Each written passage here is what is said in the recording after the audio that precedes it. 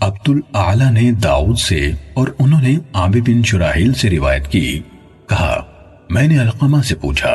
کیا جنوں سے ملاقات کی رات عبداللہ بن مسعود رضی اللہ عنہ رسول اللہ صلی اللہ علیہ وسلم کے ساتھ تھے؟ کہا علقمہ نے جواب دیا میں نے خود ابن مسعود رضی اللہ عنہ سے پوچھا کیا آپ لوگوں میں سے کوئی لیلۃ الجن میں رسول اللہ صلی اللہ علیہ وسلم کے ساتھ موجود تھا؟ انہوں نے کہا نہیں،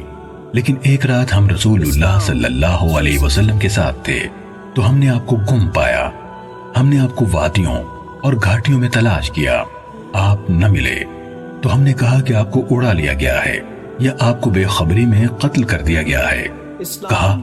ہم نے بدترین رات گزاری جو کسی قوم نے کبھی گزاری ہوگی۔ جب ہم نے صبح کی تو اچانک دیکھا کہ آپ صلی اللہ علیہ وسلم ہیرا کی طرف سے تشریف لا رہے ہیں۔ انہوں نے کہا کہ ہم نے عرض کی اے اللہ کے رسول، ہم نے آپ کو گم پایا تو آپ کی تلاش شروع کر دی لیکن آپ نہ ملے، اس لیے ہم نے وہ بدترین رات گزاری جو کوئی قوم کبھی گزار سکتی ہے۔ اس پر آپ صلی اللہ علیہ وسلم نے فرمایا میرے پاس جنوں کی طرف سے دعوت دینے والا آیا تو میں اس کے ساتھ گیا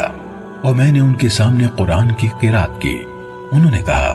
پھر آپ صلی اللہ علیہ وسلم ہمیں لے کر گئے اور ہمیں ان کے نقوش قدم اور ان کی آنکھ کے نشانات دکھائے۔ جنوں نے آپ سے ذات یعنی خوراک کا سوال کیا تو آپ صلی اللہ علیہ وسلم نے فرمایا تمہارے لیے ہر وہ ہڈی ہے جس کے جانور پر اللہ کا نام لیا گیا ہو اور تمہارے ہاتھ لگ جائے، اس پر لگا ہوا گوشت جتنا زیادہ سے زیادہ ہو،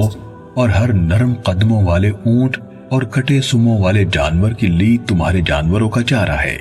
پھر رسول اللہ صلی اللہ علیہ وسلم نے انسانوں سے فرمایا تم ان دونوں چیزوں سے استنجا نہ کیا کرو کیونکہ یہ دونوں دین میں تمہارے بھائیوں یعنی جنوں اور ان کے جانوروں کا کھانا ہے۔ صحیح مسلم۔